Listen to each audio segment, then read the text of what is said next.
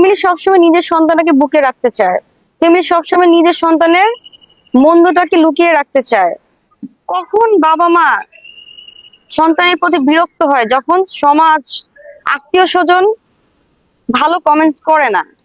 তো আমার ফ্যামিলিকে, আমার রিলেটিভরা অবশ্য বাজে কমেন্টস করেছে, যার জন্য আজকে আমার বাবা বিরক্ত, আমার ভাই বোন বিরক্ত, আমাকে বাসা থেকে বের করে দিয়েছে।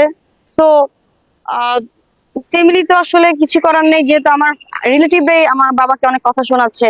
আর আমি চাইনি আমার জন্য বাবা অনেক কথা শুনুক, এই তো। যদি পেয়ে যাই তাহলে রাজকে মানে যতটা ভালোবেসেছি তার চেয়ে হয়তো বা দ্বিগুণ ভালোবাসবো, কারণ অনেক কষ্ট করে আজকে আমি আবার পাবো। রাজের যে সাবজেক্ট, মানে আমাকে রাজ কিছুই বলে নাই, কোনো কিছু ক্লিয়ার না করেই একদমই চুপচাপ আছে। তো সেক্ষেত্রে আমি বলবো, আমি রাজের সাবজেক্টটা, মানে আমি যে গত টাইমের কথা বলি, আমি বলবো অবশ্যই রাজ আমাকে অনেক ভালোবাসে। ভালো না বাসলে আমি এত পাগল হতাম না। আর যদি আমি বর্তমানে কথা আসি, বর্তমান যেহেতু আমার কাছে কোনো নিউজ নেই রাজের সাবজেক্টে, তো আমি এখন আপাতত রাজের ব্যাপারে কিছুই বলতে পারছি না।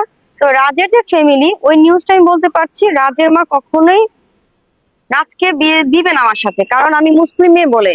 আমি হিন্দু হতে চেয়েছি, রাজের মা এরপর হ্যাপি না। তো বুঝে নিতে হবে রাজের মা আসলে দিতেই চায় না, কিন্তু রাজের মা এটা ভুল করছে। আমি যতদিন বেঁচে আছি ততদিন